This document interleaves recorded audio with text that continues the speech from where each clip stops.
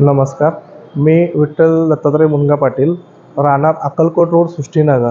माझं चारचाकी वाहनाचा जुन्या गाड्याचा व्यवसाय आहे.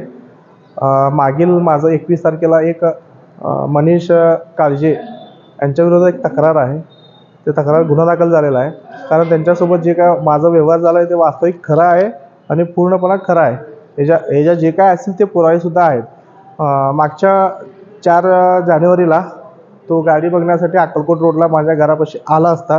तो गाडी 11:30 वाजता तो गाडी बघितली. मग गाडी पसंत नाही म्हटल्यावर मग दुसऱ्या दिवशी 5 जानेवारी 2024ला आकाश मुदगलमार्फत मला फोन आला. मग गाडी अण्णाला घ्यायची आहे, तुम्ही असं रेस्ट हाऊसला या, आपलं शासकीय विश्रामगृह रेस्ट हाऊसला या असं म्हणल्यावर मी इथं आले. त्याला गाडी मी त्याला दाखवले. मग चावी घेऊन माझे राईट मारले. मग राईट मारून गाडी फायनली म्हणजे मी 4.5 लाख रुपये होणार असं मी बोलल्यावरती, मी एक राजकीय मोठ्या पदावर आहे, तुम्हाला कुठं तर मी हे करून देईन, मला 4 लाखापर्यंत द्या असं मला म्हणलेस. ठीक आहे म्हणून मी 4 लाखापर्यंत मी तयार होऊन 4 लाखाला तयार झालं. व्यवहार कसं करायचं मी असं विचारले असता पूर्णपणे रोखमध्ये करायचं मला असं बोलले. मग रोखमध्ये आता 1 लाख रुपये तुम्हाला देणार आहे, आम्हाला गाडी द्या म्हणलं. ते मी नाकार दिले, म्हणजे होत नाही म्हणले की 1 लाख रुपये ॲडव्हान्स घेतो मी, गाडी जे काय असेल ते तुम्हाला मी पूर्ण पैसे दिल्यावर तुमचं कागदपत्र जे काय असेल ट्रान्सफरला देऊन मी तुम्हाला डिलिव्हरी देतो असं माझं बोलणं झालं होतं. मग त्याने रिक्वेस्ट मला खूप काय केलं की माझ्यावर विश्वास ठेवा. मी असं नाही की छोटा माणूस की कुठला तर याच्यासोबत व्यवहार केले. मी खूप काही शोरूममध्ये इथं माझं 2-2, 3-3 महिन्याचं साईड भेटतं आहे. पण तुमच्याकडे मी 2 दिवसात पैसे देतो म्हणालो. मला आज शुक्रवार आहे, गाडी जे काय असेल मी आजच मी ताब्यात घेणार. मग असं म्हणल्यावर साहेब माझं तुमचं जास्त ओळखी नाही, जे काय असेल ते तुम्ही पूर्ण व्यवहार करूनच पैसे देऊनच तुम्ही घ्या गाडी ताब्यात म्हणल्यावर ते पूर्णपणे विश्वास संपादन केले. मला 1 लाख रुपये देऊन माझ्याकडनं गाडी त्यांच्या ताब्यात घेतले. मग घेतल्यापासून 2 दिवसांनी पैसे देणारा माणूस मला 3रा दिवस झाला, 4था दिवस झाला, मी फोन लावतो तो फोन उचलत नाही आहे, मनीष काळजे. मग मी 4थ्या दिवशी फोन उचलला आणि 5व्या दिवशी दुसऱ्याचा नंबरवरून फोन केल्यावर फोन उचलला की मी असं मी CP साहेबांच्या समोर आहे, CP साहेबांसोबत माझं मीटिंग चालू आहे, जे काय असेल तुम्हाला मी एक अर्धा तासाने फोन करतो. अर्धा तास झाला, 2 तास झाला, मग फोन येत नाही. मग त्यानंतर मी कंटिन्यू फोन करायला, माझा फोन उचलत नाही. मग दुसऱ्याच नंबरवरून फोन केल्यावर उचलतात. मी आता सध्याला इथं नाही, सोलापुरात मी एका कार्यक्रमामध्ये आहे, ते कार्यक्रम संपून मी तुम्हाला फोन करतो असंच फक्त म्हणायचं, पण भेट काय घ्यायचं नाही. मग याच्यामार्फत मी जे आकाशच्या मार्फत फोन आला, मी आकाश मुदगलला मी फोन केले की व्यवहार पूर्ण करणार का नाही, गाडी तसं तुम्ही घेऊन फिरता येत नाही, जे काय असेल गाडी ट्रान्सफर करून तुम्ही फिरा. आणि तुम्ही गाडी बेकायदेशीरपणे फिरायला लागला. मी त्याला विनंती केली असता ते म्हणले की साहेब सध्या CM साहेबाकडे गेलेला आहे. 19 तारखेला मोदी साहेब येणार आहेत ना, त्यांचं नियोजनसाठी CM साहेबांनी बोलवलं. मग किती दिवसात येणार म्हणलो, 2 ते 4 दिवस म्हणलं.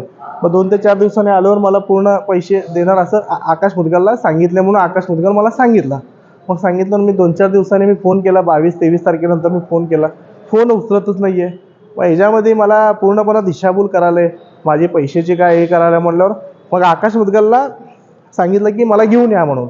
मग मला घेऊन या म्हणल्यावर इथं रेस्ट हाऊसमध्ये त्यांच्या गाडीमध्ये बसूनच मला भेटले की गाडी मी सध्या म्हणजे पैशाचं जे काय असेल ते तुम्हाला मी लोन करण्यासाठी पेपर पाठवणार आहे, ते पेपर तुम्ही घेऊन लोन करा. साहेब माझ्यासोबत तुम्ही व्यवहार रोख म्हणले, आता तुम्ही लोन म्हणतात.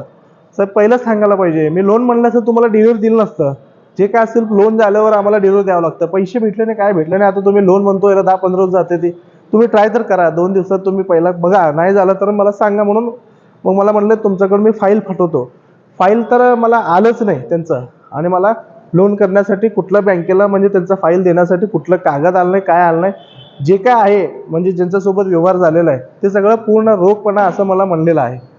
मग ते नंतर बदलतात की आम्ही तुम्हाला लोन करून द्या म्हणून सांगितले, म्हणून परवा ते बातमीमध्ये सांगतात की 1 लाख रुपये मला दिले, मी स्वतःहून त्यांना मी लोन करून देतो असं मी त्याला आश्वासन दिलं. म्हणून हे सरासरी खोटं आहे. आणि त्यानंतर म्हणतात की पोलिस त्यांचा वाद आहे म्हणून पोलिस मला पुढं करून ते त्यांचा गैरफायदा घ्यायला येते. ते तसं काही नाही, वास्तवते जे काय आहे माझं सत्य आहे म्हणून तर पोलिसांनी गुन्हा दाखल केलेला आहे. यात कोणाचं कुठलं पोलिसांचं किंवा राजकीय लोकांचं कोणाचाही दबाव नाही आहे. काय दादा, गाडी ताब्यात घेण्यासाठी पुढचा प्रोसिजर तुमचा काय आणि काय करणार? गाडी ताब्यात घेण्यासाठी प्रोसिजर म्हणजे त्यांच्या नावाने आम्हाला डिलिव्हरी नोट करावं लागतंय.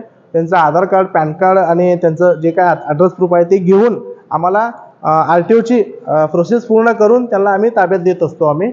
गाडीची कागदपत्र कोणाच्या नावावर आहे आणि गाडी ताब्यात येणार आहे का तुमची कोणाच्या नावावर? नाही, गाडी म्हणजे मी डीलर आहे. मी मुंबई पुण्यावरून मी आणत असतो. मग मला तिथून आणताना आता कुठलाही डीलर माझा त्याचा डिलिव्हरी नोट बनवून त्याने कस्टमरचे पेपर सहित मला गाडी ताब्यात देतात. पूर्ण मी पैसे भरून मी आणत असतो. मग त्यानंतर माझी जबाबदारी असते की मी समोरच्याला विकल्यावर मी ते पूर्णपणे RTO पास त्यांच्या नावावर करून पर्टिक्युलर त्याला मी पाठवायचं. गाडी कोणाच्या नावावर? गाडी बांग म्हणून नावाने आहे, एक मॅडमचं नावाने आहे गाडी. ते मॅडमचं माझं डायरेक्टलं म्हणजे डील झालेलं नाही आहे. ते मॅडमने एका कंपनीला दिली. मग त्या कंपनीच्या मार्फतनं एक डीलरने घेतलं मुंबईचं. मग तो डीलरने मला दिला गाडी. त्याचे सगळे पुरावे आहे. ते हरीफ खान म्हणून आहे, तो कुर्ल्यामध्ये राहतो. मी कुर्ल्यामधनं गाडी आणलेला आहे. पोलीस काय म्हणतात गाडी तुम्हाला परत मिळणार आहे? हो, गाडी मला ताब्यात म्हणजे मला जे काय असेल ते कोर्टातनं मला मिळणार आहे गाडी.